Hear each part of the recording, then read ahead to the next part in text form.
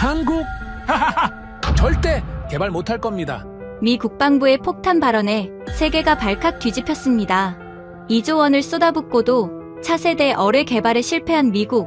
미 해군은 책임을 지기는커녕 한국의 핵심 기술을 공짜로 빼앗으려 했습니다.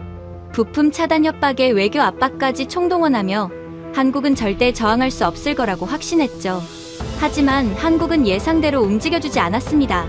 한국은 미국의 10억 달러 선납 조건과 72시간 최후 통첩을 날렸고, 미국이 망설이는 사이 1조 2천억을 쥔 독일이 빈자리를 낚아채버린 겁니다. 결국 미국은 한국에 고개를 숙였고 제발 팔아달라며 애원할 수밖에 없었습니다. 도대체 무슨 일이 벌어진 걸까요? 미국 전체를 뒤흔든 한국의 가차없는 결단, 지금 시작합니다. 예산은 단 1달러도 승인 불가다. 지금 당장 한국 가서 기술 뺏어와.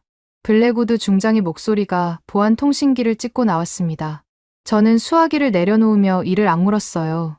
손가락 끝이 하얗게 질렸습니다. 2조 원짜리 프로젝트가 3번 연속 폭발했고 상원 청문회가 2주 앞으로 다가왔습니다. 한국이 세계 최초로 완성한 시속 800km 초공동 어뢰, 물속에서 기포를 만들어 저항을 없앤 뒤 KTX의 3배 속도로 날아가 목표물에 정확히 꽂히는 괴물이었어요. 그 AI 유도 알고리즘과 냉각 소스 코드를 가져오지 못하면 제 30년군 경력은 그걸로 끝이었습니다. 저는 로버트 E. 벤스, 미 해군 체계사령부 수중전력개발국 부국장입니다. 계급은 대령이에요. 태평양 수중전력의 모든 프로젝트가 제 책상을 거쳐갔습니다. 프로젝트 레비아탄, 미 해군의 자존심이자 차세대 초공동 어뢰 개발 계획, 그걸 10년간 총괄한 사람이 접니다. 엔진이 2000도까지 치솟으며 시험 어뢰가 산산조각 나는 걸 3번이나 지켜봐야 했어요. 3번째 폭발 영상이 상원 예산위원회에 유출되는 순간 저는 끝이었습니다. 그런 제가 서울행 비행기에 올라야 했어요. 한국 따위에 머리를 숙이러 가는 게 아닙니다. 동맹이라는 명분을 방패 삼아 저들이 15년간 피땀 흘려 만든 핵심 기술을 공짜로 가져오는 겁니다. 명목은 한미 공동평가였어요. 그럴싸한 포장지를 씌워서 AI 소스 코드를 통째로 빼내는 거죠. 블랙우드 중장의 지시는 간단명료했습니다. 돈은 한 푼도 쓰지 말고 동맹의 목줄을 쥐고 흔들어서라도 기술을 훔쳐오라는 것이었어요. 자신 있었습니다. 30년간 그래왔으니까요. 한국은 결국 미국 앞에 고개를 숙입니다. 이지스함 핵심 부품, 군사위성 데이터 링크, 정찰자산 공유, 이 3가지 중 하나만 끊겠다고 으름장을 놓으면 어떤 나라든 무릎을 꿇었어요. 하물며 한국이야 말할 것도 없겠습니까? 서울 용산 국방부 지하 2층 보안 회의실, 두꺼운 요구서를 옆구리에 끼고 복도를 걸을 때까지도 저는 한치의 의심이 없었습니다. 수행원이 묵직한 철문을 열었어요. 저는 턱을 치켜들고 성큼 걸어 들어갔습니다. 요구서를 테이블 한가운데 내리꽂았어요. 쿵 하는 둔탁한 소리가 회의실을 울렸습니다.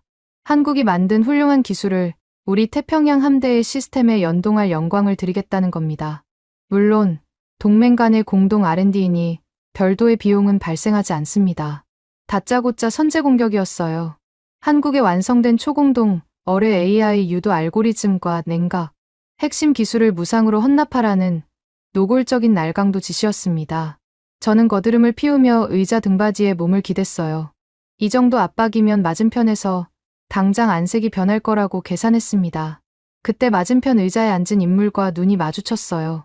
심장이 한 박자 멈추는 것 같았습니다. 군복 위에 대한민국 해군 대령 계급장, 단정하게 빗어 넘긴 머리카락에 세월의 흔적이 묻어 있었지만 그 눈빛은 달라진 게 없었어요.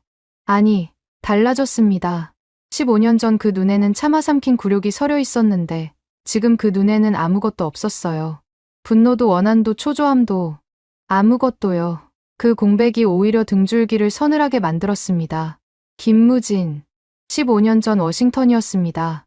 한국해군 대표단이 수직발사대 기술 이전을 요청하러 왔었어요. 저는 대표단의 선두에 서 있던 30대 소령의 얼굴을 똑똑히 기억하고 있었습니다. 회의실에 앉지도 못하게 했어요. 복도에 세워놓고 말했습니다. 너희 주제에 다룰 수 있는 무기가 아니다. 소령의 악물던 턱선이 지금도 선명했습니다. 돌아서는 등 뒤에 대고 동료들과 웃었던 것까지요. 그 소령이 대한민국 초공동 어뢰 총괄단장이 되어 제 앞에 앉아 있었습니다. 국방과학연구소 수중전략무기 총괄단장 김무진 대령. 100번의 실패를 딛고 세계 최초의 괴물 어뢰를 만들어낸 장본인이었어요. 옆에는 백발이 성성한 노신사가 서류를 펼쳐놓고 있었습니다. 방위사업청 윤상우 수석 법무관. 국제방산계약만 수십 년째 담당해온 인물이라고 사전 보고에서 읽었어요. 저는 속으로 당황했지만 내색하지 않았습니다. 아니, 못했습니다. 턱을 더 높이 치켜들었어요. 미국 해군 대령의 체면이라는 게 있으니까요. 여유로운 미소를 지으며 요구서의 첫 페이지를 손가락으로 톡톡 두드렸습니다. 김 대령, 오래간만이군요. 자, 어디 한번 볼까요? 한미 공동평가 프로그램 참여는 한국에게 대단한 기회입니다. 미태평양 함대의 플랫폼에 한국 기술을 올릴 수 있다는 건 그야말로 세계 시장의 문이 열린다는 뜻이에요. 포장은 화려했습니다. 하지만 속을 들여다보면 뻔한 수작이었어요. 한국이 15년간 피땀 흘려 완성한 AI 유도 알고리즘과 냉각 소스코드를 통째로 넘기되 대가는 제로. 명목만 공동연구이지 실상은 기술 약탈이었습니다. 윤상우 법무관의 눈썹이 꼼틀했어요. 노신사의 입술이 열리려는 순간 김무진 대령이 왼손을 조용히 들었습니다. 딱 그것뿐이었어요. 손바닥 하나. 그런데 윤 법무관이 입을 다물었습니다. 저는 그 손짓의 의미를 읽지 못했어요. 아직은요? 김무진 대령은 제가 내리꽂은 요구서를 천천히 끌어당겼습니다. 첫 페이지를 넘기고, 둘째 페이지를 넘기고, 셋째 페이지에서 멈췄어요. 표정 변화가 전혀 없었습니다. 눈동자만 좌에서 우로 정확하고 느리게 움직였어요. 마치 제가 공들여 짜놓은 온갖 수작의 민낯을 엑스레이로 한 줄 한 줄 해부하는 것 같았습니다. 저는 다리를 꼬고 앉아 여유를 부렸습니다. 테이블 위로는요. 테이블 밑에서는 오른쪽 무릎이 미세하게 떨리고 있었어요. 김무진 대령의 그 무표정한 침묵이 생각보다 무거웠습니다. 소리를 지르거나 항의를 하면 오히려 편했을 겁니다. 받아칠 준비는 해왔으니까요. 그런데 이 사람은 아무 말도 하지 않았어요. 서류만 읽고 있었습니다. 1분이 지났습니다. 2분이 지났어요. 회의실 환기 장치의 낮은 웅웅거림만 천장에서 울렸습니다. 저는 견딜 수가 없었어요. 침묵을 깨야 했습니다. 김 대령, 미태평양 함대와의 연동은 한국 방위산업의 전례 없는 도약입니다. 이건 돈으로 환산할 수 없는 가치예요. 김무진 대령이 서류에서 눈을 떼지 않은 채 입을 열었습니다. 돈으로 환산할 수 없다. 흥미로운 표현이로군요. 목소리에 감정이 없었어요. 분노도 비꼼도 사실을 확인하듯 읊조렸을 뿐이었습니다. 그 담담함이 오히려 피부를 긁었어요. 김무진 대령은 서류의 네 번째 페이지를 넘기며 무언가에 시선을 고정했습니다. 그리고 천천히 서류를 덮었어요. 옆에 앉은 윤상우 법무관과 눈빛 한번 교환했습니다. 고개를 미세하게 끄덕이는 것이 보였어요. 무슨 신호였는지는 알 수 없었습니다. 다만 그 짧은 눈짓이 지나간 뒤 회의실 공기가 한층 더 차가워진 것만은 확실했습니다. 김무진 대령이 서류를 제 쪽으로 도로 밀어냈어요. 조용히, 정확히 제 손이 닿는 위치에 놓았습니다. 그리고 처음으로 저를 정면으로 바라봤어요. 15년 전 워싱턴 복도에서 제가 내려다봤던 그 눈이었습니다. 달라진 건 높이였어요. 이제는 그 눈이 저를 내려다보고 있었습니다. 등골이 서늘했어요. 한국 따위가 뭐라고. 30년 경력의 미 해군 대령인 제가 서류 한 묶음 밀어낸 사내의 침묵 앞에서 목구멍이 바짝 마르고 있었습니다. 회의는 다음날 아침 9시에 재개됐습니다. 전날 밤 저는 호텔 방에서 한숨도 못 잤어요. 김무진 대령의 그 무표정한 눈빛이 천장에 박혀서 떨어지질 않았습니다. 새벽 4시에 보안통신기가 울렸어요. 블랙우드 중장이었습니다. 암호와 화상 연결이 잡히자마자 중장의 얼굴이 스크린에 떴어요. 펜타곤 집무실 뒤로 성조기가 보였습니다. 블랙우드 중장은 안경을 벗으며 저를 노려봤어요. 벤스, 상원 예산위가 2주 뒤에 청문회를 연다. 레비아탄 폭발 영상이 이미 위원장 손에 들어갔어. 내 목만 날아가는 게 아니라 내 목도 위태롭다는 뜻이야. 중장의 목소리가 낮아졌습니다. 이럴 때가 더 무서운 사람이에요. 예산은 단일 달러도 쓸 수 없다. 의회가 감시하고 있어. 동맹이라는 명분을 최대한 활용해서 한국의 AI 유도 알고리즘과 냉각 소스 코드를 확보해. 수단은 내가 알아서 해. 수단은 알아서 하라. 그 말의 뜻을 모를 리가 없었습니다. 훔치라는 거였어요. 공동 연구라는 껍데기를 씌워서 핵심만 빼내라는 겁니다. 저는 알겠습니다. 한마디를 내뱉고 통신을 끊었어요. 손바닥에 땀이 차 있었습니다. 9시 정각 회의실 문이 열렸습니다. 김무진 대령과 윤상우 법무관이 어제와 똑같은 자리에 앉아 있었어요. 달라진 게 하나 있었습니다. 김무진 대령의 테이블 위에 만년필 한 자루가 놓여 있었어요. 뚜껑이 열린 채로요. 저는 그게 무슨 의미인지 몰랐습니다. 그때는요. 저는 공세를 높이기로 했습니다. 전날의 부드러운 포장은 집어치우기로 했어요. 블랙우드 중장이 동맹의 목줄을 쥐고 흔들라고 했으니까요. 김 대령, 어제 제안을 검토할 시간은 충분했을 겁니다. 솔직하게 말하죠. 한미 공동평가에 참여하지 않겠다면 우리도 고려할 사항이 생깁니다. 뜸을 들였습니다. 김무진 대령의 반응을 살폈어요. 눈 하나 감지 않더군요. 현재 한국 해군이 운용 중인 이지스함 핵심 부품 공급 계약. 다음 분기 갱신건인데 워싱턴에서 재검토 의견이 나오고 있어요. 협박이었습니다. 노골적인요. 이지스함 핵심 부품을 끊겠다는 으름장이었어요.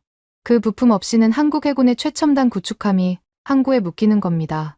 30년간 이 카드를 꺼내면 안 통한 적이 없었습니다. 제 옆에 앉아있던 데이비드 첸이 움찔했어요. 첸은 미 해군 무기국 수석 엔지니어입니다. 40대 중반의 실무자인데 이번 출장의 기술 검토 담당으로 따라왔어요. 첸이 제 귀에 바짝 고개를 숙였습니다. 벤스 대령님, 이건 선을 넘는 겁니다. 한국의 초공동 어뢰 데이터를 제가 분석해봤는데 저들은 이미 우리를 10년 이상 추월했습니다. 위협해서 될 상대가 아니에요. 정당한 대가를 치르고 싸워야 합니다. 첸의 목소리가 떨렸어요. 기술자의 양심이라는 건 인정합니다. 하지만 지금 제게 필요한 건 양심이 아니라 결과였어요. 첸, 닥쳐. 한국은 영원한 미국의 하청업체야. 우리가 부품줄을 끊으면 저들 해군은 마비돼. 그걸 모를 리가 없잖아. 제 목소리가 회의실에 울렸습니다. 첸이 입술을 깨물며 고개를 떨궜어요. 저는 첸을 윽박지른 기세를 몰아맞은 편을 노려봤습니다.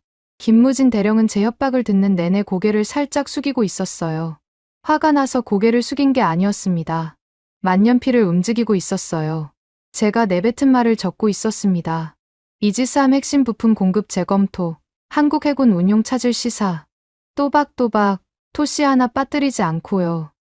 회의록이었습니다. 그걸 깨닫기까지 몇 초가 걸렸어요. 깨달은 뒤에도 멈출 수가 없었습니다. 블랙우드 중장의 목소리가 귓속에서 울리고 있었으니까요. 수단은 알아서 하라고 했습니다. 저는 테이블을 손바닥으로 내리쳤어요. 분명히 해두죠. 이건 요청이 아니라 통보입니다. AI 소스코드를 무상으로 제공하지 않을 경우 기존 방산 협력 전반에 걸쳐 재평가가 불가피합니다. 제 손바닥이 얼얼했습니다. 회의실이 잠깐 조용해졌어요. 김무진 대령의 만년필이 멈추지 않았습니다.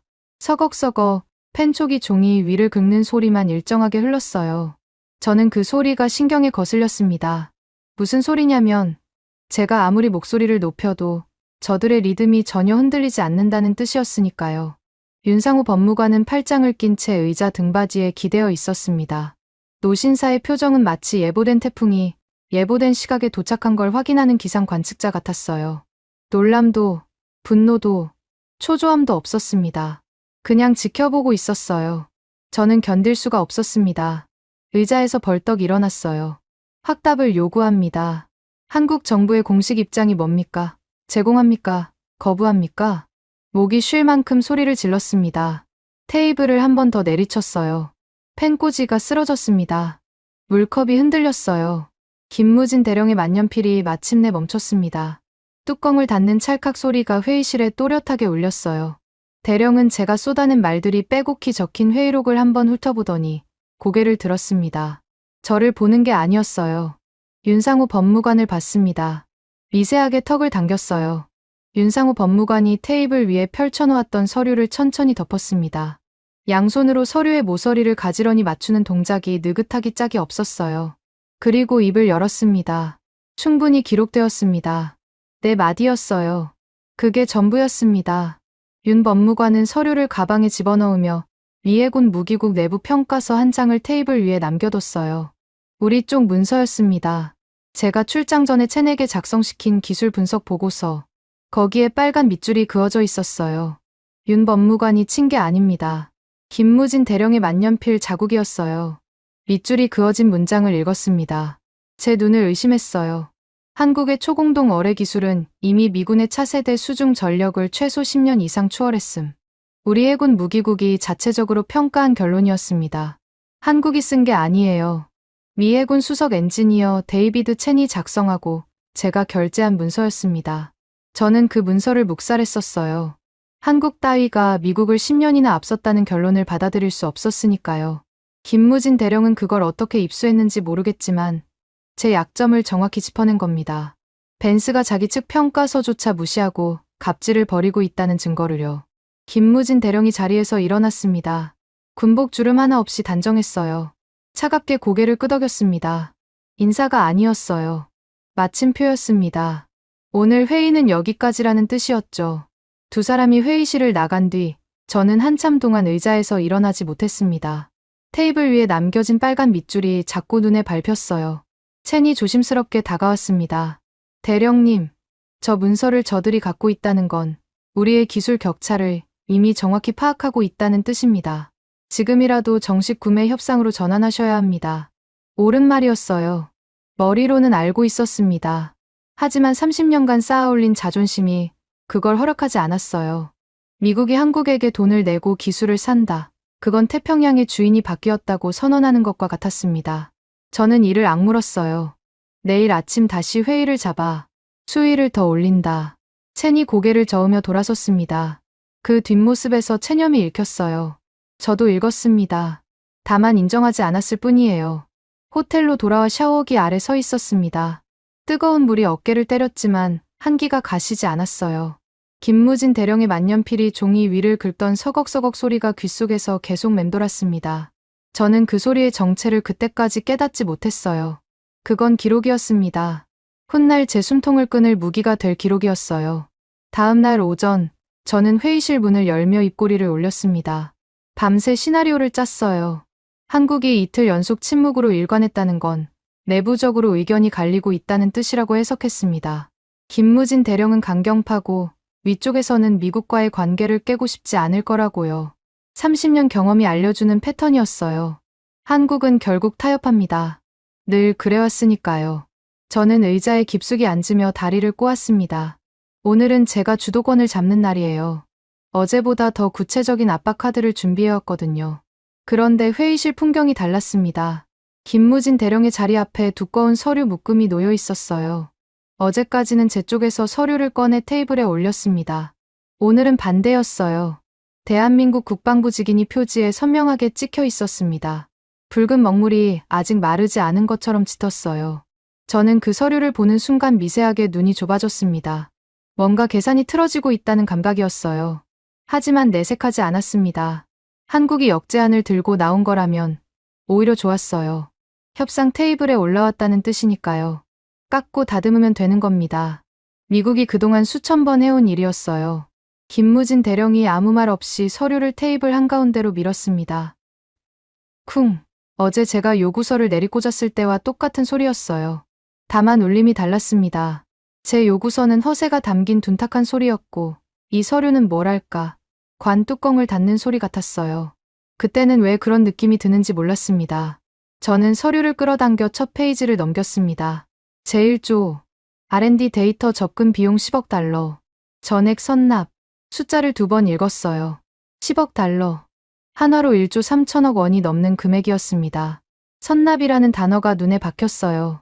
분할도 아니고 후불도 아닌 계약 체결과 동시에 전액을 내놓으라는 겁니다. 저는 웃음이 나올 뻔했어요. 한국이 미국한테 10억 달러를 부르다니. 허풍도 이런 허풍이 없다고 생각했습니다. 페이지를 넘겼어요. 제2조 본 기술에서 파생되는 모든 지식재산권, IP 일체, 대한민국 정부 연구 귀속. 눈동자가 요동쳤습니다. 연구 귀속. 이건 한국이 원천 기술의 주인이고 미국은 영원히 라이선스를 빌려 쓰는 을이 된다는 뜻이었어요.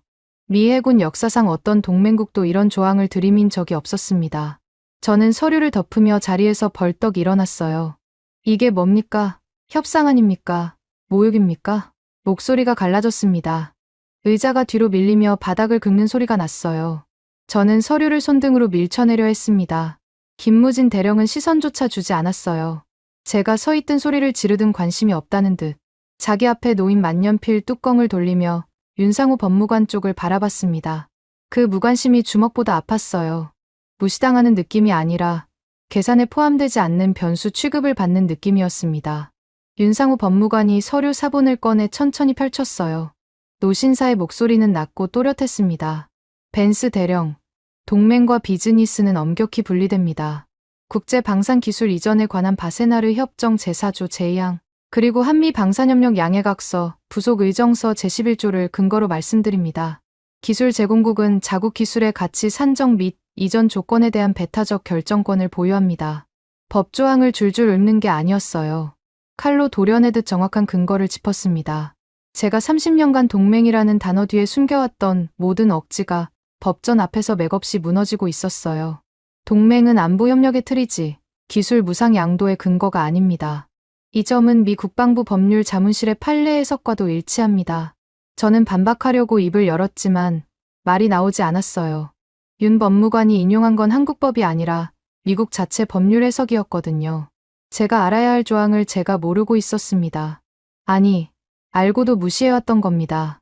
한국 따위에 적용될 리 없다고 업신여기면서요. 저는 서류를 다시 집어들었어요. 뭔가 빈틈이 있을 거라고, 반드시 허점을 찾아낼 거라고 이를 갈며 페이지를 넘겼습니다.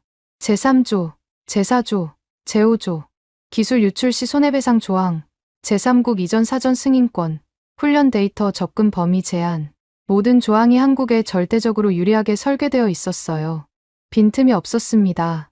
마치 미국이 수십 년간 다른 나라들에게 강요했던 독소 조항을 거울에 비춰놓은 것 같았어요. 그 순간 깨달았습니다. 이 서류를 만든 사람이 누구인지. 윤상호 법무관. 이 노신사는 수십 년간 미국에서 무기를 수입하며 온갖 불합리한 조항에 쓰린 경험을 고스란히 뒤집어서 이 계약서에 녹여 넣은 거였어요. 미국이 갈고 닦았던 칼날이 이제 미국의 목에 대어진 겁니다. 저는 마지막 페이지를 넘기려다 손이 멈췄어요. 거기까지는 아직 볼 생각이 없었습니다. 앞에 두 조항만으로도 충분히 황당했으니까요. 서류를 테이블에 내려놓으며 코웃음을 쳤어요. 10억 달러의 IP 연구 귀속, 김대령. 이건 협상이 아니라 도발이에요. 미 해군을 상대로 이런 장난을 치면 어떤 결과를 낳을지 잘 알고 있을 텐데. 김무진 대령이 처음으로 입을 열었습니다. 장난이라고 하셨습니까? 목소리에 온도가 없었어요. 영화의 바닷물 같았습니다. 대령은 테이블 위에 서류를 손가락 끝으로 가볍게 두드렸어요. 벤스 대령, 이건 대한민국 국방부 장관의 결재를 거친 공식 문서입니다. 장난이라는 단어를 쓰시기 전에 직인을 한번 확인해 보시죠. 저는 무의식적으로 표지의 직인을 다시 봤어요. 대한민국 국방부 장관 직인. 이건 김무진 개인이 꺼낸 카드가 아니었습니다. 한국 정부가 공식적으로 승인한 요구안이었어요. 뒤집으려면 김무진을 상대하는 게 아니라 한국 정부 전체를 상대해야 한다는 뜻이었습니다. 등에 식은땀이 흘렀어요. 저는 그래도 밀어붙이기로 했습니다. 물러서는 순간 끝이니까요. 이 조건을 워싱턴이 받아들일 거라고 진심으로 생각합니까? 10억 달러를 선납하라니 의회가 웃을 겁니다. 김무진 대령은 대답하지 않았어요. 대신 서류의 마지막 장을 펼쳤습니다. 제가 아까 넘기지 않았던 바로 그 페이지였어요. 제7조, 특별 조항. 정확히 72시간 내에 미 국방부 장관의 친필 직인이 도달하지 않을 경우 본 협상은 전면 파기됩니다. 김무진 대령의 목소리가 또렷하게 회의실을 채웠습니다. 감정이 실리지 않았어요. 사실을 낭독하는 것뿐이었습니다. 그런데 그 담담함이 어떤 으름장보다 무거웠어요. 72시간이요? 사흘 안에 미 국방부 장관의 친필 사인을 받아오라는 겁니까? 제 목소리가 갈라졌습니다. 블랙우드 중장도 넘어야 하고 합참의장도 넘어야 하고 국방부 장관실의 법률 검토까지 통과해야 합니다. 정상적인 절차로는 최소 3주가 걸려요. 그걸 사흘 안에 해내라니. 불가능했습니다. 김무진 대령이 만년필을 들어 시계를 가리켰어요. 지금 시각 오전 9시 12분입니다. 72시간 후면 모레 오전 9시 12분이 되겠군요. 윤상호 법무관이 자리에서 일어났습니다. 서류 사본 한 부를 제 앞에 정확히 밀어놓았어요. 법무관의 얼굴에 한치의 흔들림도 없었습니다. 벤스 대령, 카운트다운은 이미 시작됐습니다. 저는 서류를 움켜쥐었어요.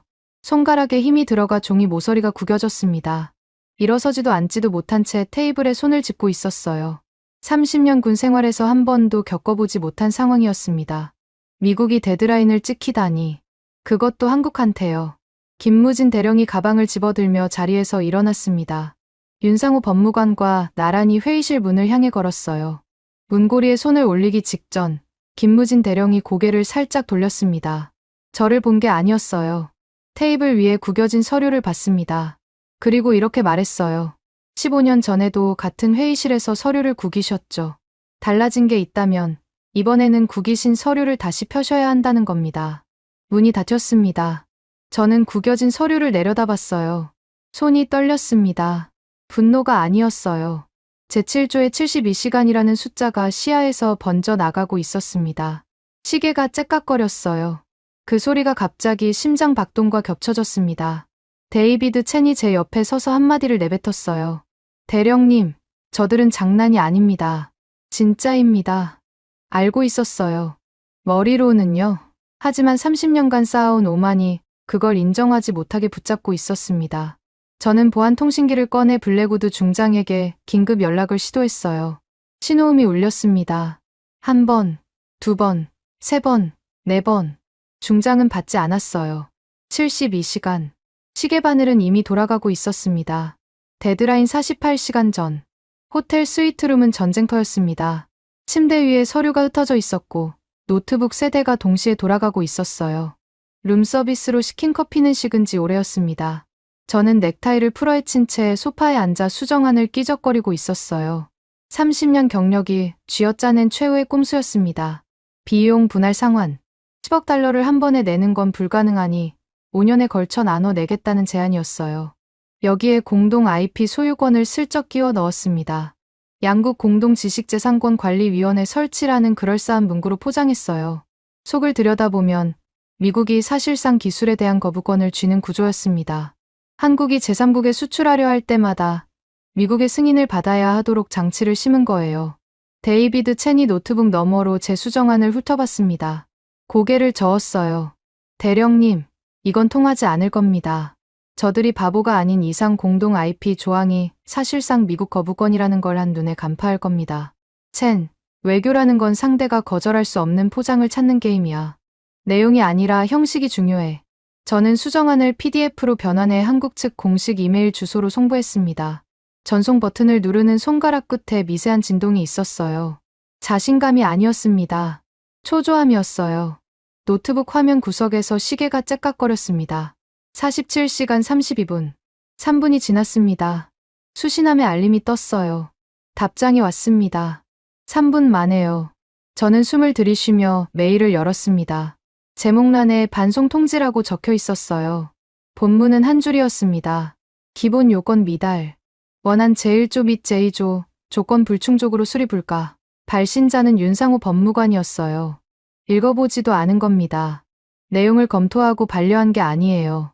제가 교묘하게 설계한 분할 상황과 공동 IP 조항을 단 3분 만에 자동 반송 처리한 겁니다. 마치 스팸 메일을 걸러내듯이요. 30년 경력의 미해군 대령이 밤새 짜낸 수정안이 스팸 취급을 받은 겁니다. 모니터를 노려봤어요. 관자놀이가 욱신거렸습니다. 첸이 조심스럽게 입을 열었어요. 제가 말씀드린 대로입니다.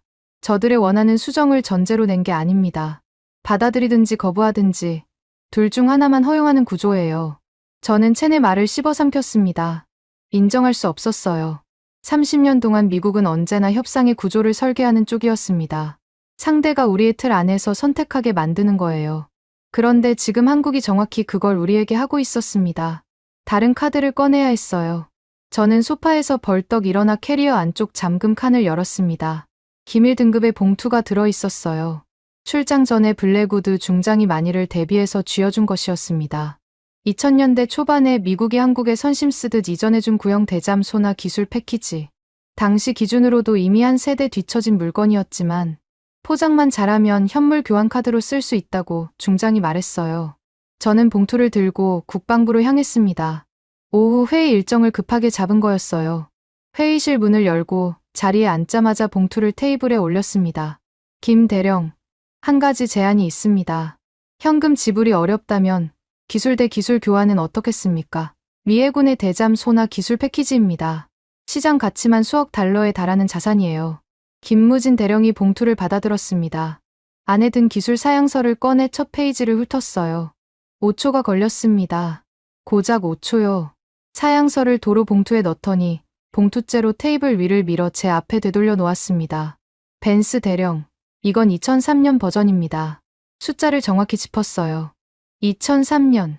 20년도 더 된 기술이라는 걸 5초 만에 간파한 겁니다. 박물관에 기증하시는 게 나을 것 같군요. 윤상호 법무관의 입꼬리가 미세하게 올라갔어요. 웃은 게 아니었습니다. 한심하다는 뜻이었죠. 저는 봉투를 도로 집어들며 이를 갈았어요. 뺨을 맞은 기분이었습니다. 30년 경력이 5초짜리 감정에 산산이 부서졌어요. 퇴각할 수 없었습니다. 호텔로 돌아온 저는 마지막 남은 카드를 꺼냈어요. 주한 미 대사관 무관부. 외교 채널을 통한 정치적 압박이었습니다. 대사관 군사 담당관에게 직접 전화를 걸었어요. 대사관 차원에서 한국 국방부에 공식 항의 서한을 보내주시오. 동맹 안보 협력의 근간을 흔드는 일방적 조건이라는 취지로. 그리고 내일 회의에 무관부 직원을 동석시켜 주시오. 외교적 무게를 실으려는 계산이었습니다. 대사관이 개입하면 한국 정부 입장에서도 부담이 커지니까요. 미국 대사관이 공식적으로 불쾌감을 표시하는 건 한미 관계 전체를 흔드는 신호탄이에요. 한국이 가장 두려워하는 시나리오라고 저는 확신했습니다. 다음 날 아침, 대사관 무관부 직원 2명이 국방부 회의실 앞에 도착했어요. 양복 차림에 서류 가방을 든 사내들이었습니다. 저는 속으로 쾌재를 불렀어요. 이 정도 압박이면 김무진 대령의 무표정한 얼굴에도 균열이 갈 거라고 기대했습니다. 회의실 앞 복도에서 발이 멈췄어요. 윤상호 법무관이 회의실 입구에 서 있었습니다. 노신사는 안경을 고쳤으며 서류 한 장을 들고 있었어요. 대사관 직원 2명이 다가가자 윤 법무관이 한 걸음 앞으로 나와 서류를 내밀었습니다. 방산 보안 규정 제12조, 비인가 인원 접근 통제 조항입니다. 본 회의는 한미 방산 기술 협상으로 분류되어 있으며 사전 승인된 협상 대표단 외의 인원은 출입이 불가합니다. 대사관 무관부는 사전 승인 명단에 포함되어 있지 않습니다. 대사관 직원들이 멈칫했어요. 서류를 받아들고 읽기 시작했습니다. 저는 뒤에서 그 장면을 지켜보며 턱이 빠질 뻔했어요. 윤 법무관이 인용한 건 한미 양국이 공동으로 서명한 방산 보안 규정이었습니다. 미국 측이 만든 규정을 미국 측에게 적용한 거예요. 이건 우리가 만든 규정 아닌가. 대사관 직원 한 명이 중얼거렸어요. 맞았습니다. 미국이 자국 기밀을 보호하기 위해 수십 년 전에 설계한 보안 프로토콜이었어요. 그걸 한국이 역으로 들이밀어 미국 대사관 직원의 발을 묶어버린 겁니다. 윤 법무관은 무표정하게 한마디를 덧붙였어요. 규정은 양쪽 모두에게 동일하게 적용됩니다. 대사관 직원들이 돌아섰습니다. 저를 돌아보며 어깨를 으쓱했어요. 할 수 있는 게 없다는 뜻이었습니다. 저는 복도에 서서 그 뒷모습을 지켜봤어요. 마지막 보루라고 믿었던 외교 카드가 눈앞에서 꺾여 나갔습니다. 회의실에 들어갔을 때 김무진 대령은 어제와 같은 자리에 같은 자세로 앉아 있었어요. 달라진 건 없었습니다. 테이블 위에 서류가 놓여 있고 만년필이 그 옆에 있었어요. 제가 아무리 발악해도 이 회의실의 온도는 변하지 않았습니다. 김무진 대령이 제 손목시계를 가리켰어요. 아무 말 없이 검지 하나로요. 저는 손목을 내려다봤습니다. 23시간 47분. 데드라인까지 하루가 채 남지 않았어요. 등줄기를 타고 땀이 흘렀습니다. 저는 호텔로 돌아와 보안통신기를 꺼냈어요. 블랙우드 중장에게 긴급 연락을 시도했습니다. 상황이 이 지경까지 온 이상 워싱턴에서 직접 움직여야 했어요. 국방부 장관의 친필 직인. 그게 없으면 전부 끝이었습니다. 신호음이 울렸습니다. 1번, 2번, 3번. 받지 않았어요. 문자를 보냈습니다. 중장님, 한국 측 72시간 데드라인 24시간 미만 잔여. 장관직인 없이는 협상 자체가 파기됩니다. 긴급 지시 요망. 1분이 지났습니다. 5분이 지났어요. 10분, 30분. 답이 없었습니다. 블랙우드 중장이 전화를 안 받는다는 건 한 가지 뜻이었어요. 책임을 지지 않겠다는 겁니다. 기술을 훔쳐오라고 지시해 놓고 실패하면 모른 척하겠다는 거예요. 저를 서울에 보내놓고 줄을 끄는 겁니다. 손에서 보안통신기가 미끄러졌어요. 카펫 위에 둔탁하게 떨어졌습니다. 저는 소파에 주저앉았어요. 스위트룸 창밖으로 서울의 야경이 보였습니다. 남산타워 불빛이 어둠 속에 또렷했어요. 저 불빛 아래 어딘가에서 김무진 대령은 아마 평소와 다를 것 없는 저녁을 보내고 있겠죠. 초조해하거나 안달하거나 하지 않을 겁니다. 시계가 제 편이니까요. 시계의 초침 소리가 스위트룸을 채우고 있었습니다. 째깍, 째깍, 째깍. 23시간, 22시간, 21시간. 저는 그 소리를 들으며 천장을 올려다봤어요. 30년간 쌓아올린 모든 꼼수가 이 방에서 하나씩 죽어가고 있었습니다. 분할 상환은 3분 만에 반송됐고 구형기술 교환은 5초 만에 퇴짜 맞았어요. 외교 압박은 복도에서 차단됐고 워싱턴의 윗선은 전화를 끊었습니다.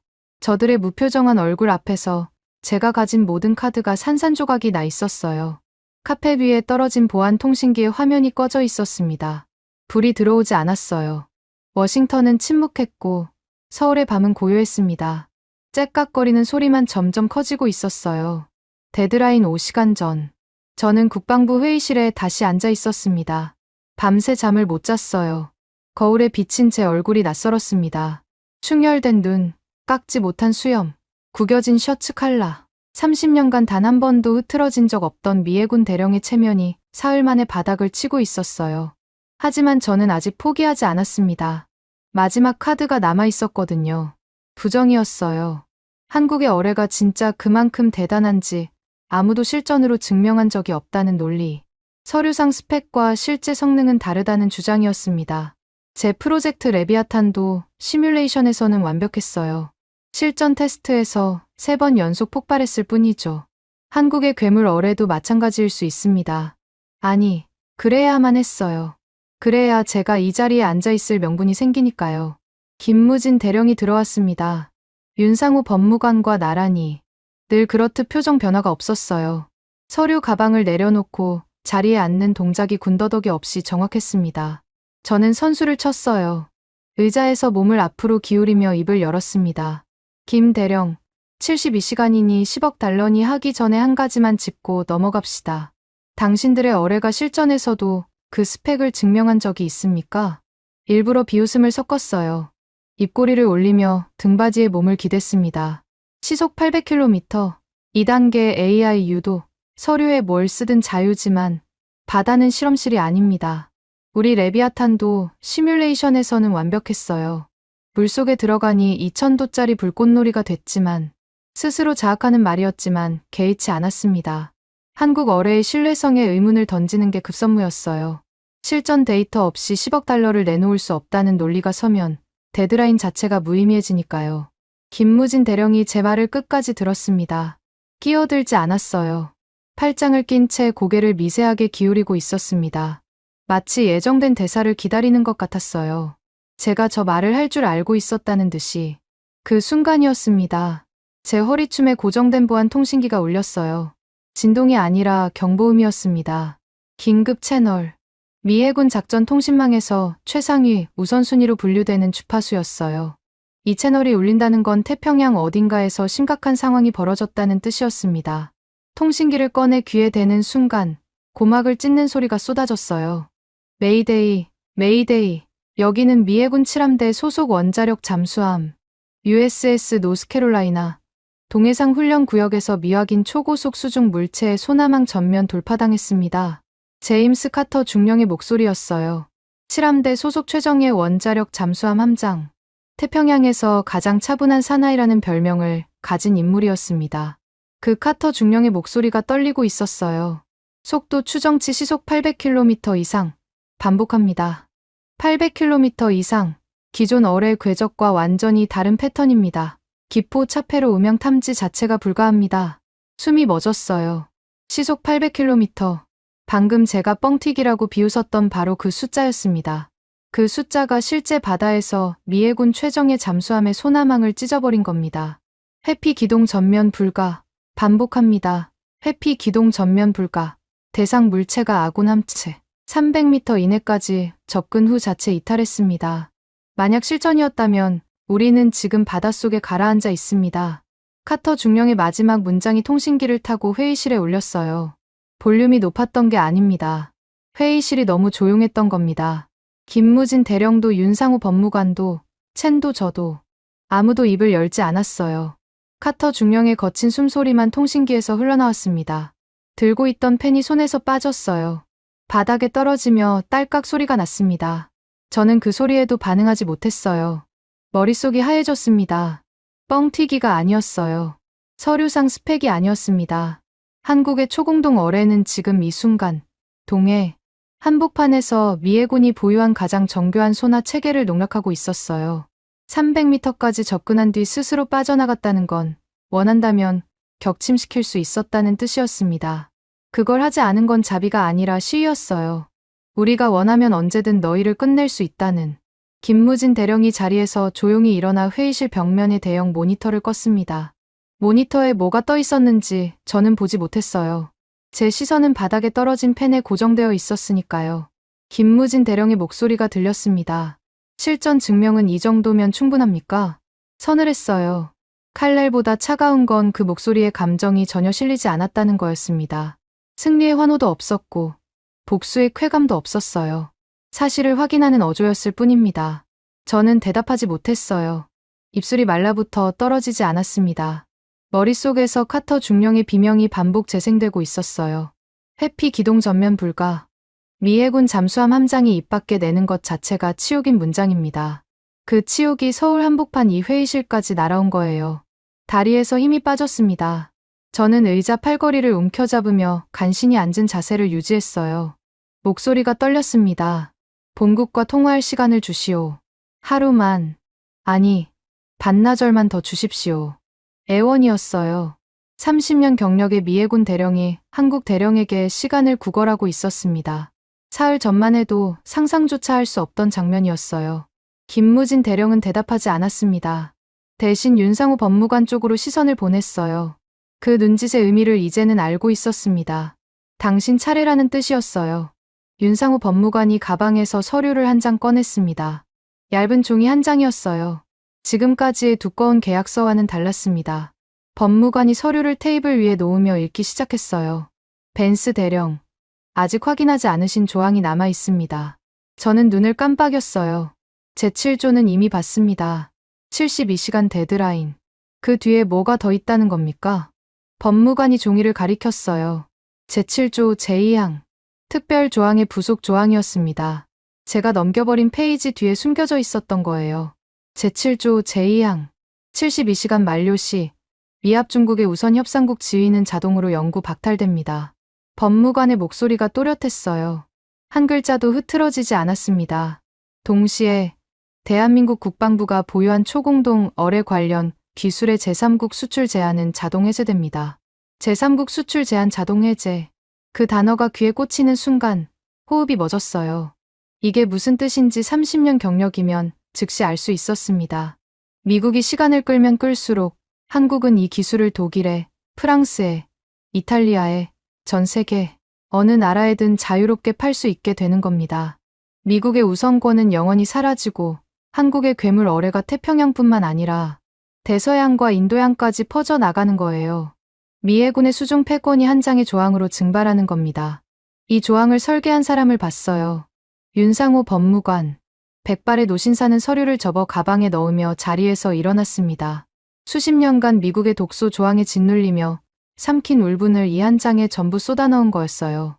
미국이 수십 년간 다른 나라에 강요했던 시간 압박과 지위 박탈 전술을 정확히 역으로 되돌려준 겁니다.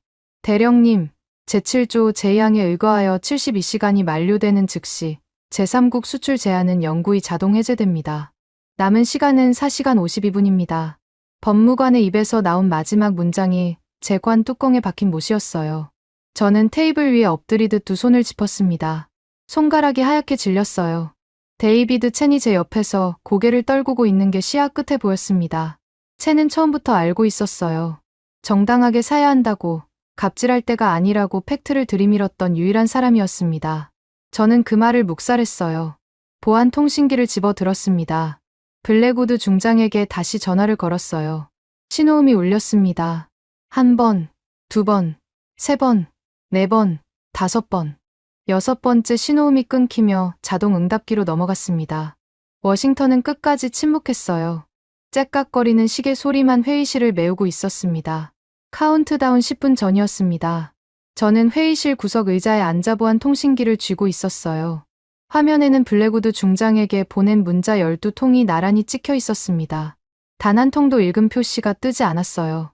마지막 문자를 보낸 건 3분 전이었습니다. 중장님, 10분 남았습니다. 장관 직인 없이는 우선 협상권이 영구 박탈됩니다.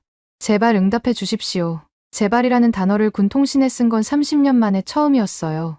김무진 대령과 윤상호 법무관은 맞은편에 앉아 있었습니다. 늘 그랬듯 조용했어요. 테이블 한가운데 노트북이 한 대 놓여 있었고 화면에 디지털 타이머가 돌아가고 있었습니다. 빨간 숫자가 초 단위로 깎여 나갔어요. 9분 53초, 9분 52초, 9분 51초. 김무진 대령이 그 타이머를 설치한 건지 윤 법무관이 켜놓은 건지 모르겠습니다. 어느 쪽이든 의도는 명확했어요. 저한테 보여주려는 거였습니다. 데이비드 첸이 제 옆에 앉아 고개를 숙이고 있었어요. 첸의 노트북 화면이 제 시야에 들어왔습니다. 메일함이 열려 있었어요. 워싱턴에서 온 메일은 없었습니다.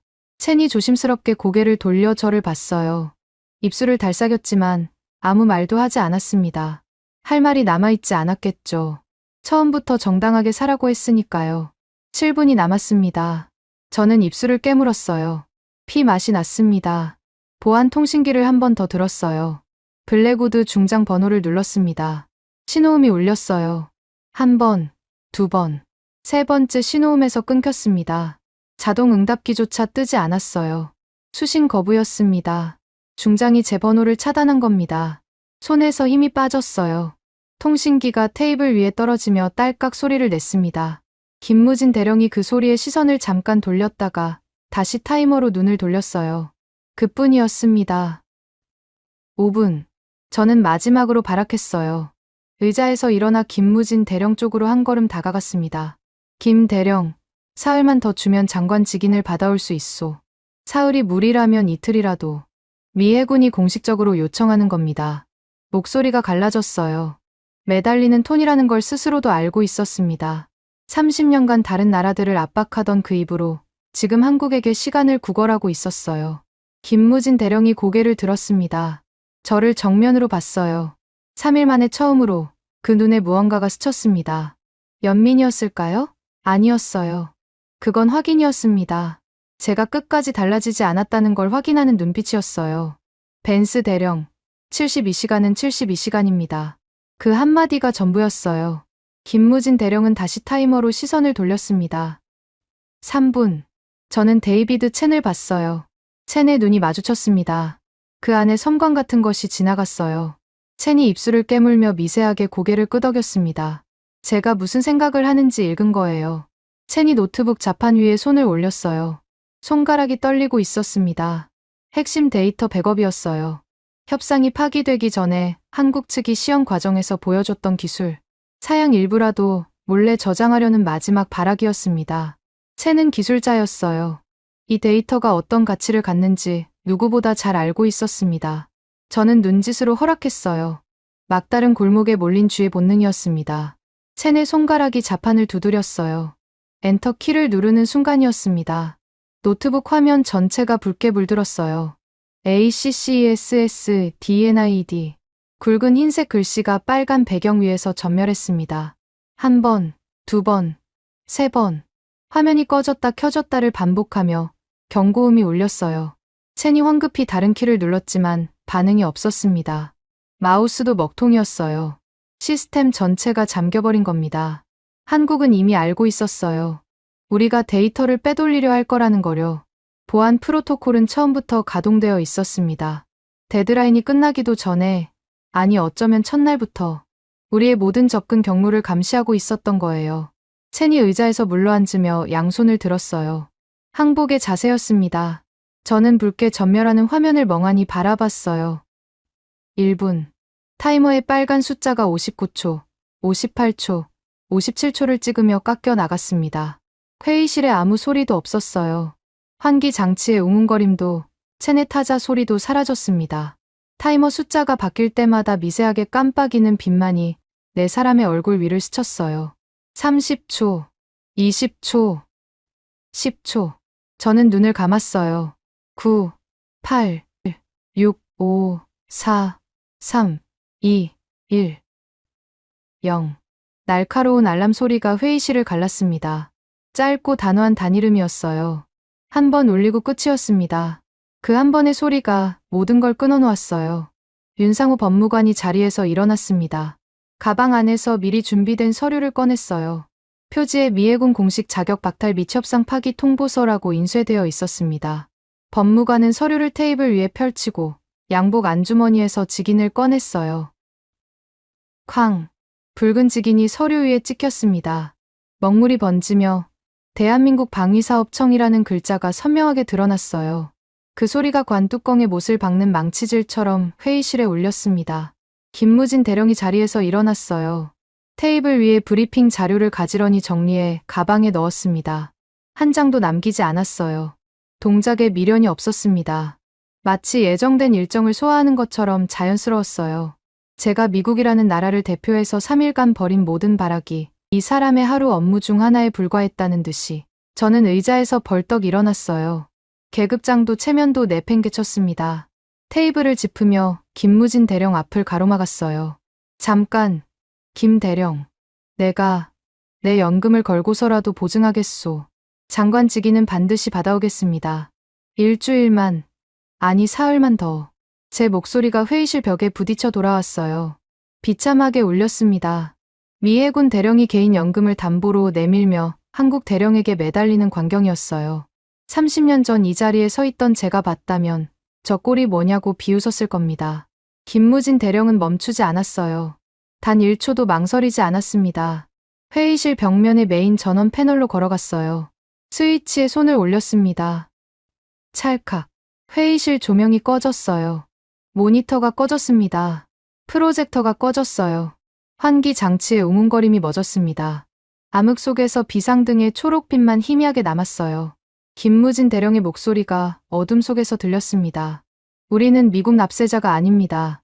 짧았어요. 차가웠습니다. 그 한마디에 3일간의 모든 협상이, 30년간의 모든 갑질이, 15년 전의 모든 조롱이 응축되어 있었어요. 제 어깨에 손이 닿았습니다. 가볍지만 단호한 힘이었어요. 김무진 대령이 제 어깨를 밀어냈습니다. 밀쳐낸 게 아니라 치운 겁니다. 길을 막고 있는 장애물을 치우듯이. 저는 비틀거리며 한 걸음 물러났어요. 문이 열렸습니다. 복도에 형광등 빛이 쏟아져 들어왔어요. 김무진 대령과 윤상호 법무관의 실루엣이 그 빛 속으로 걸어 나갔습니다. 두 사람의 등이 점점 작아졌어요. 뒤돌아보지 않았습니다. 문이 닫혔어요. 철문이 닫히며 울린 금소금이 회의실에 오래 맴돌았습니다. 저는 그 소리를 알고 있었어요. 15년 전 워싱턴 회의실에서 한국 대표단을 내쫓고 문을 닫았을 때와 같은 소리였습니다. 그때 저는 문 안쪽에서 웃고 있었어요. 지금은 문 안쪽에서 떨고 있었습니다. 비상등의 초록빛 아래 테이블 위에 서류 한 장이 놓여 있었어요.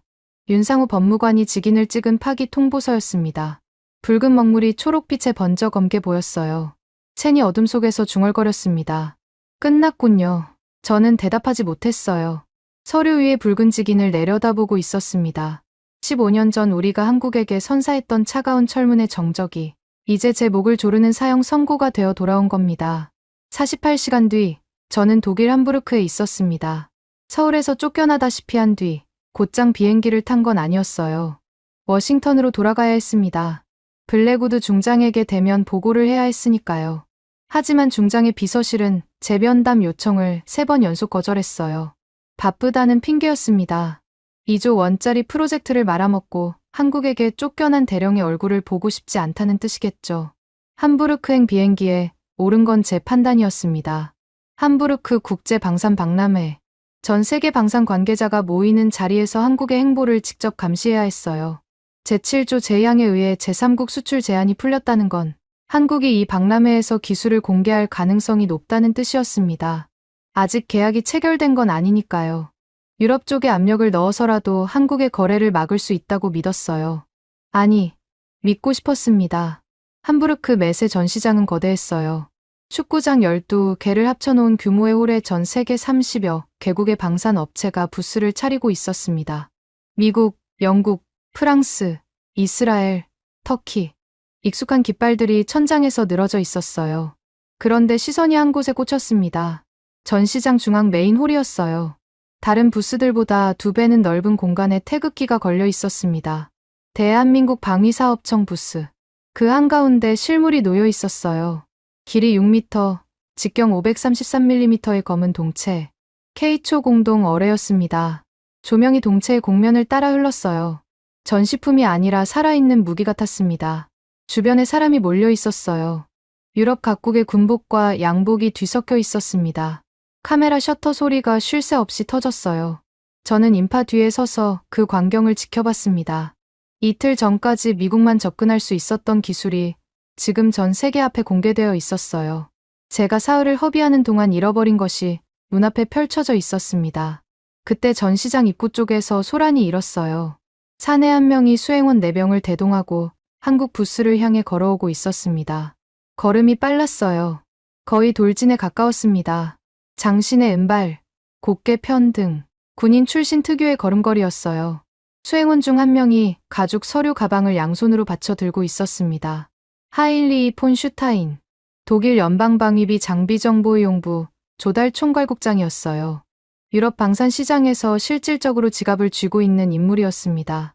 20년 전 독일의 바라쿠다 어뢰 프로젝트가 실패한 뒤 수중 전력에 대한 집착이 남다른 사람이라는 건 업계의 상식이었어요. 폰 슈타인이 한국 부스 앞에 도착했습니다. 김무진 대령이 부스 안에서 걸어 나왔어요. 서울 회의실에서와 같은 군복, 같은 자세, 같은 표정이었습니다. 폰 슈타인이 김무진 대령의 손을 잡았어요. 악수가 아니었습니다. 두 손으로 감싸 쥐었어요. 그 자체가 메시지였습니다. 김 대령, 독일 연방은 준비가 되어 있습니다. 폰 슈타인의 목소리가 주변 소음을 뚫고 들렸어요. 독일어 억양이 섞인 영어였지만 또렷했습니다. 수행원이 가죽 가방을 열었어요. 안에서 계약서가 나왔습니다. 두꺼웠어요. 제가 사흘간 씨름했던 한국 측 원안보다도 더 두꺼웠습니다. 1조 2천억 원. 어뢰 전력화 특별 예산입니다. 어제 연방의회에서 긴급 가결됐습니다. 저는 귀를 의심했어요. 1조 2천억 원. 미국이 돈 한 푼 안 내려고 72시간을 허비하는 동안 독일은 단 24시간 만에 연방의회를 움직여 1조 2천억 원의 특별 예산을 만들어 온 겁니다.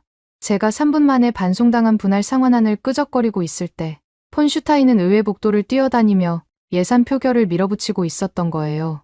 김무진 대령이 계약서를 받아 첫 페이지를 넘겼습니다. 고개를 미세하게 끄덕였어요.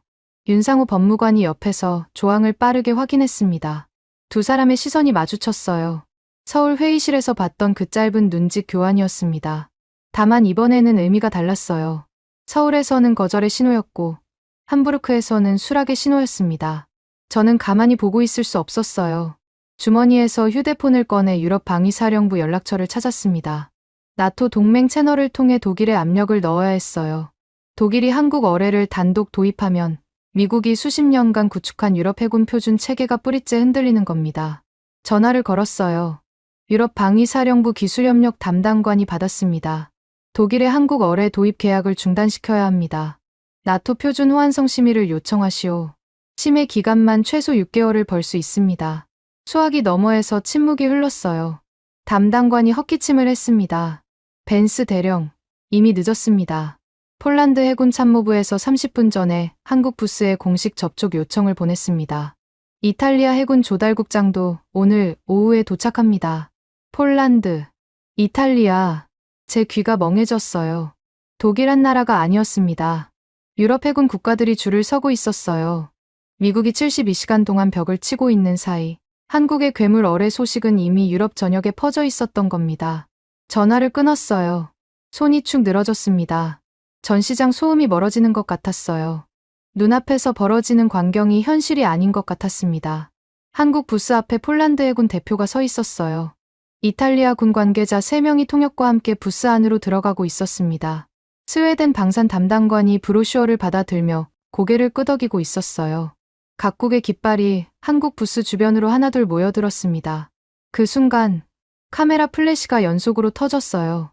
폰 슈타인과 김무진 대령이 계약서 위에 나란히 서명하는 장면이었습니다. 악수를 하며 카메라를 향해 선 두 사람의 뒤로 K초 공동 어뢰의 검은 동체가 웅장하게 빛났어요. 플래시 불빛 사이로 한 사람이 보였습니다. 갈색 머리를 짧게 자른 40대 여성이 카메라맨을 대동하고 최전방에서 사진을 찍고 있었어요. 목에 걸린 기자증이 눈에 들어왔습니다. 제인스 디펜스. 세계 최고 권위의 방산 전문지였어요. 엠마 스미스 수석 기자. 미국의 방산 패권을 일관되게 옹호해왔던 바로 그 매체의 간판 기자였습니다. 스미스 기자가 폰 슈타인에게 다가가 마이크를 내밀었어요. 국장님, 독일 연방이 이례적인 속도로 예산을 가결한 이유를 말씀해 주시겠습니까? 폰 슈타인이 미소를 지었습니다. 계약서를 들어 카메라 앞에 보이며 입을 열었어요. 미국이 어리석게 주저하던 72시간 덕분입니다.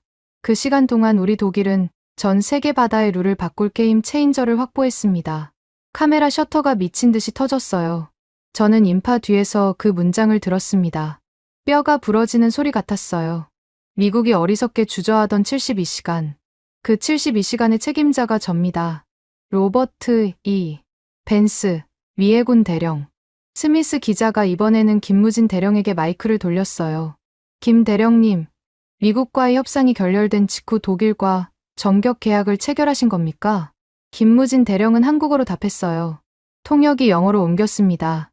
대한민국의 기술은 적절한 대가를 치르는 파트너에게 열려 있습니다. 그 이상도 이하도 아닙니다. 적절한 대가. 서울 회의실에서 저는 그 대가를 한 푼도 치르지 않으려고 발악했어요. 독일은 24시간 만에 1조 2천억 원을 들고 뛰어왔습니다. 차이가 뭐냐고 묻는다면 한쪽은 훔치려 했고 한쪽은 사려 했다는 거예요. 답은 처음부터 정해져 있었습니다. 저는 마지막 발악으로 폰 슈타인에게 직접 전화를 걸었어요. 벨이 3번 울린 뒤 폰 슈타인이 받았습니다. 전시장 어딘가에서 웅성거리는 소리가 수화기 너머로 들렸어요. 슈타인 국장, 벤스 대령입니다. 이 계약은 나토 동맹 체계의 심각한 균열을 초래할 수 있습니다. 재고를 요청합니다. 수화기 너머에서 잠깐 침묵이 흘렀어요. 폰 슈타인의 목소리가 돌아왔습니다. 웃음기가 섞여 있었어요. 벤스 대령, 승자는 문서로 행동하는 법입니다. 미국이 문서를 거부하는 동안 독일은 문서에 서명했습니다. 전화가 끊겼어요. 수화기를 귀에서 떼는데 몇 초가 걸렸습니다. 손이 축 늘어졌어요. 전시장 대형 전광판에 속보가 떴습니다. 제인스 디펜스 헤드라인이었어요. 단독. 오만한 미 해군의 참사. 한국의 괴물 어뢰 기술을 훔치려다 독일에게 태평양을 통째로 뺏기다.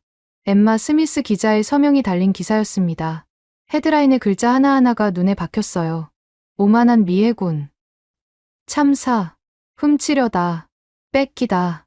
전 세계 방산 관계자 수천 명이 이 헤드라인을 지금 이 순간 읽고 있었습니다. 워싱턴의 펜타곤 수뇌부도 읽겠죠. 블랙우드 중장도요. 저는 전시장 구석 벤치에 주저앉았어요. 다리에 힘이 없었습니다. 주머니 속 휴대폰이 연속으로 진동했어요. 워싱턴에서 오는 연락이었습니다. 펜타곤 참모진, 해군 작전사령부, 상원 예산위 담당관. 서울에서는 제 전화를 받지 않던 사람들이 지금은 미친 듯이 전화를 걸어오고 있었어요. 달라진 건 하나였습니다. 사흘 전에는 기술을 훔쳐오라는 독촉이었고 지금은 책임을 묻겠다는 소환이었어요. 전시장 건너편 한국 부스에서 각국 대표들의 악수가 이어지고 있었습니다. 태극기가 조명 아래에서 펄럭였어요. 저는 벤치에 앉은 채 그 광경을 바라봤습니다. 30년간 미국의 허락 없이는 나사 하나 조이지 못하던 나라가 지금 유럽의 군사 강국들을 줄 세우고 있었어요. 돈다발을 들고 뛰어오는 건 미국이 아니라 독일이었고, 프랑스였고, 폴란드였고, 이탈리아였습니다. 휴대폰 진동이 멈추지 않았어요. 저는 화면을 내려다봤습니다. 블랙우드 중장실에서 온 문자가 떠 있었어요. 2월 14일 오전 9시. 해군 작전사령부 징계위원회 출석 명령. 2월 14일. 이틀 뒤였습니다. 2월 14일. 워싱턴. 미 해군 작전사령부 본관 3층 징계위원회 회의실은 창문이 없었습니다. 형광등 불빛이 하얗고 차가웠어요. 긴 테이블 뒤로 5명의 위원이 앉아 있었고 테이블 한가운데 마이크가 놓여 있었습니다. 녹음 장치에 빨간 불빛이 전멸하고 있었어요. 저는 테이블 맞은편에 혼자 서 있었습니다. 의자가 없었어요. 피해자에게는 의자를 주지 않는 게 이 방의 규칙이었습니다. 30년간 남의 징계 서류에 사인하는 쪽에만 앉아봤지 이쪽에 서본 적은 한 번도 없었어요. 위원석 중앙에 앉은 인물과 눈이 마주쳤습니다. 아서 씨. 블랙우드 중장이었어요. 심장이 뒤틀렸습니다. 분노가 아니었어요. 배신감도 아니었습니다. 이미 예상했으니까요. 서울 호텔 스위트룸에서 12통의 문자를 씹었던 그 인간이 지금 제 30년 경력을 끝장낼 심판석에 앉아 있었어요. 중장의 얼굴에는 아무런 감정이 없었습니다. 김무진 대령의 무표정과는 달랐어요. 김무진의 무표정은 절제였고 블랙우드의 무표정은 회피였습니다. 제가 불타는 동안 자기 손에 묻은 기름을 닦아낸 인간의 얼굴이었어요. 블랙우드 중장이 마이크를 당겼습니다. 로버트 E. 벤스 대령, 서울 출장 기간 중 독단적이고 무능한 협상 운영으로 대한민국 측과의 기술 도입 협상을 전면 파기시킨 건에 대해 소명하시오. 독단적이고 무능한. 그 두 단어가 고막을 찢었어요. 독단적이라고요. 동맹의 목줄을 쥐고 흔들어서라도 기술을 훔쳐오라고 지시한 건 저 입이었습니다. 예산은 1달러도 쓸 수 없다고 못을 박은 것도 저 입이에요. 저는 지시를 따랐을 뿐입니다. 그런데 지금 모든 책임이 제 독단이 됐어요. 입을 열려 했습니다. 그때 블랙우드 중장의 눈이 미세하게 좁아졌어요. 경고였습니다. 한마디라도 자기 이름을 꺼내면 가만두지 않겠다는 뜻이었어요. 중장의 손가락이 테이블 위를 톡톡 두드렸습니다. 그 손가락이 가리키는 건 제 앞에 놓인 서류였어요. 파면 및 군사법정 회부 동의서. 중장의 사일란에 이미 매정한 펜 자국이 찍혀 있었습니다. 제가 여기서 블랙우드의 지시를 폭로하면 어떻게 될까요? 증거가 없었어요. 보안 통신기의 통화 기록은 암호화 채널이라 자동 삭제됩니다. 화상회의 녹화도 중장 측에서 삭제했을 거예요. 남은 건 제 진술뿐인데 중장의 입에서 나올 단어는 뻔했습니다. 벤스 대령의 일방적 주장이라고요. 저는 입을 다물었어요. 30년간 충성했던 조직이 제게 남긴 마지막 교훈이었습니다. 꼬리는 잘린다는 것. 그리고 꼬리는 비명을 질러도 아무도 듣지 않는다는 것. 블랙우드 중장이 서류를 집어들었습니다. 벤스 대령의 독단적 강압 협상으로 인해 대한민국은 미합 중국의 우선 협상국 지위를 영구 박탈했으며 초공동 어뢰 핵심 기술은 독일 연방에 독점 이전되었다. 미 해군의 차세대 수중 전력 확보는 최소 15년 이상 지연될 것으로 판단된다. 중장의 목소리에 분노가 섞여 있었어요. 연기였습니다. 위원들 앞에서 자신은 피해자라는 인상을 심으려는 거였어요. 한국 통제 하나 못한 무능한 부하 때문에 이 사달이 났다는 서사를 만드는 중이었습니다. 본 위원회는 로버트 E. 벤스 대령을 직무해임하고 관련 사안에 대해 군사법정 회부를 권고한다. 중장이 펜을 들었어요. 징계 서류 마지막 장에 서명했습니다. 펜촉이 종이를 긁는 소리가 들렸어요. 서걱. 서울 회의실에서 김무진 대령의 만년필이 내던 소리와 같았습니다. 김무진은 제 유죄를 기록했고 블랙우드는 제 사형을 집행한 거예요. 이해 없습니까? 위원 한 명이 물었어요. 저는 위원석을 둘러봤습니다. 5명의 얼굴이 하나같이 굳어 있었어요. 이의가 있든 없든 결과는 정해져 있었습니다. 저는 고개를 저었어요. 더 이상 싸울 힘이 남아있지 않았습니다. 징계위원회가 끝났습니다. 위원들이 서류를 챙겨 일어났어요. 블랙우드 중장이 먼저 나갔습니다. 제 앞을 지나가면서 눈도 마주치지 않았어요. 스쳐 지나가는 중장의 군복 소매에서 별 3개가 형광등 빛에 번쩍였습니다. 저 별들을 지키기 위해 제 30년을 먹잇감으로 던진 겁니다. 회의실 문 앞에서 데이비드 첸이 기다리고 있었어요. 서울에서 함께 돌아온 뒤로 첸은 한마디도 저를 탓하지 않았습니다. 기술자의 양심으로 처음부터 끝까지 경고했던 유일한 사람이에요. 그 경고를 묵살한 건 저였고요. 첸이 다가왔습니다. 잠깐 침묵이 흘렀어요. 첸의 눈에 여러 감정이 뒤섞여 있었습니다. 연민, 분노, 그리고 체념. 황금알을 낳는 거위를 제 발로 차버리셨군요. 씁쓸한 목소리였어요. 일침이라기보다는 부고에 가까웠습니다. 저는 대답하지 못했어요. 첸이 옳았으니까요. 처음부터 끝까지 단 한 번도 틀린 적이 없었습니다. 한국의 기술은 진짜였고 갑질이 아니라 정당한 대가를 치르고 사야 했어요. 그 단순한 진실을 30년짜리 오만이 끝까지 가로막았습니다. 첸이 돌아섰어요. 복도를 걸어가는 뒷모습이 작아졌습니다. 저는 혼자 남았어요. 군복을 벗었습니다. 징계위원회 직후 인사처에서 계급장 반납을 통보받았어요. 사물함에서 사복을 꺼내 입었습니다. 셔츠가 어색했어요. 30년간 군복만 입었더니 민간인 옷이 남의 것 같았습니다. 펜타곤 본관 로비를 걸었습니다. 높은 천장 아래 성조기가 걸려 있었어요. 대리석 바닥에 제 구두 소리만 울렸습니다. 30년간 이 로비를 지나며 단 한 번도 고개를 숙인 적이 없었어요. 오늘은 고개가 올라가지 않았습니다. 로비 한쪽 벽면에 거대한 전광판이 있었습니다. 뉴스가 흘러나오고 있었어요. 발걸음이 멈췄습니다. 화면에 동해 바다가 펼쳐져 있었어요. 한국 해군 함정과 유럽 연합해군 함정이 나란히 항해하는 항공 촬영 영상이었습니다. 독일 프리기탐의 선체에 독일 연방해군 십자 문양이 선명했어요. 화면 하단에 자막이 흘렀습니다. 한국 해군, EU 해군과 K초 공동 어뢰 합동 훈련 전격 실시. 미 해군 불참. 미 해군 불참. 세 글자가 눈에 박혔습니다. 태평양에서 미국 없이 합동 훈련이 벌어지고 있었어요. 30년 전에는 상상조차 할 수 없던 장면이었습니다.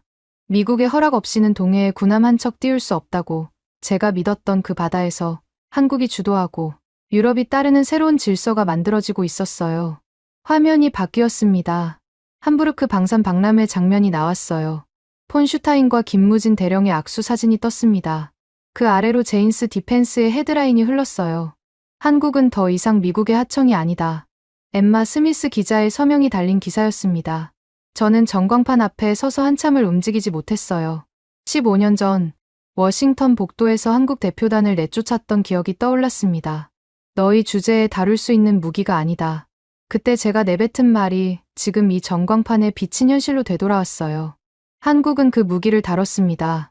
다루는 정도가 아니라 완성했어요. 세계 최초로 완성한 뒤 미국이 무릎을 꿇든 말든 상관없이 자기 길을 가고 있었습니다. 우리가 그들을 다룰 수 없었던 게 아니었어요. 그들이 내민 청구서를 감당할 주제가 못 되는 건 처음부터 워싱턴이었습니다. 우리 자신이었어요. 10억 달러가 아까워서 1조 2천억 원을 독일에게 뺏겼고 갑질이 편해서 태평양의 열쇠를 스스로 내던졌습니다. 로비를 빠져나왔어요. 2월에 워싱턴은 바람이 매서웠습니다. 코트 깃을 세우며 주차장으로 걸었어요. 주머니에 손을 넣자 딱딱한 것이 손에 잡혔습니다. 계급장이었어요. 반납 전에 무의식적으로 주머니에 넣었던 모양입니다. 독수리와 닻이 새겨진 금속 조각. 30년의 무게가 손바닥 위에 올려져 있었어요. 움켜쥐었습니다. 모서리가 손바닥에 박혔어요. 아팠습니다. 하지만 놓을 수가 없었어요. 바람이 불었습니다. 펜타곤 건물 위로 성조기가 펄럭였어요. 저는 그 깃발을 올려다봤습니다. 30년간 저 깃발 아래에서 세계의 주인이라고 믿었어요. 한국 따위는 언제든 고개를 숙일 거라고, 미국의 허락 없이는 아무것도 할 수 없을 거라고. 틀렸습니다. 김무진 대령의 서늘한 눈빛이 떠올랐어요. 15년 전 복도에서 돌아서던 그 등이 떠올랐습니다. 굴욕을 삼키면서도 끝내 꺾이지 않았던 그 사내가 100번의 실패를 딛고 괴물을 만들어냈어요. 그리고 돌아왔습니다. 복수하러 온 게 아니었어요. 복수할 필요조차 없었습니다. 그냥 자기 자리에 앉아 문서 한 묶음과 만년필 한 자루로 미 해군 대령의 30년을 끝장낸 거예요. 주차장에 제 차가 서 있었습니다. 시동을 걸었어요. 라디오에서 뉴스가 흘러나왔습니다. 한국 국방과학연구소가 개발한 K초 공동 어뢰의 제3국 수출 문의가 2주 만에 14개국에 달한 것으로 확인됐습니다. 독일을 시작으로 폴란드, 이탈리아, 스웨덴, 호주, 인도가 공식 절차에 착수했으며 라디오를 껐어요. 핸들을 쥔 손등에 핏줄이 붉어졌습니다. 14개국. 제가 사흘간 갑질하며 허비한 시간이 만들어낸 숫자였습니다. 미국이 독점할 수 있었던 기술이 지금 지구 반대편 14개 나라의 책상 위에 올라가 있었어요. 차를 몰고 워싱턴 시내를 빠져나왔습니다. 포토맥 강이 보였어요. 회색 물결이 2월의 찬바람에 일렁이고 있었습니다. 강 건너로 펜타곤 건물의 오각형 실루엣이 흐릿하게 보였어요. 30년간 저 건물이 세계의 중심이라고 믿었습니다. 지금도 거대하긴 했어요. 하지만 어딘가 작아 보였습니다. 서울에서, 함부르크에서, 동해에서 벌어지고 있는 일들에 비하면요. 계급장을 주머니에서 꺼냈어요. 손바닥 위에 올려놓고 한참을 내려다봤습니다. 독수리와 다 30년의 영광과 오만이 이 작은 금속 조각에 전부 담겨 있었어요. 창문을 내렸습니다. 2월의 매서운 바람이 차 안으로 밀려들었어요. 저는 계급장을 쥔 주먹을 내밀었습니다. 놓지 못했어요. 한참을 그렇게 서 있다가 주먹을 도로 걷어들였습니다. 계급장을 코트 안주머니에 넣었어요. 버릴 수가 없었습니다. 30년의 무게를 버리기에는 제 오만이 아직 덜 죽었는지도 모르겠어요. 창문을 올렸습니다. 포토맥 강의 바람이 차단됐어요.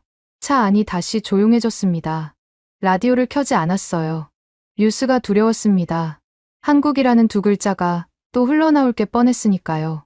시동을 걸었어요. 어디로 가야 할지 몰랐습니다. 펜타곤에는 더 이상 제 자리가 없었고 집에는 빈 거실만 있었어요. 저는 그냥 달렸습니다. 포토맥 강을 따라 목적지 없이 백미러의 펜타곤이 멀어지고 있었어요. 30년의 성이 점점 작아졌습니다. 저는 백미러에서 눈을 떼지 못했어요. 15년 전 한국 소령의 등이 떠올랐습니다. 워싱턴 복도에서 돌아서던 그 등, 굽히지 않았던 그 등이요. 그때 저는 그 등을 보며 웃었습니다. 지금은 제 등이 구부러져 있었어요. 지금까지 여러분의 영원한 말동무, 감동을 더하다 였습니다. 세계를 놀라게 한 대한민국. 다음 영상에서도 계속됩니다. 좋은 하루 되세요.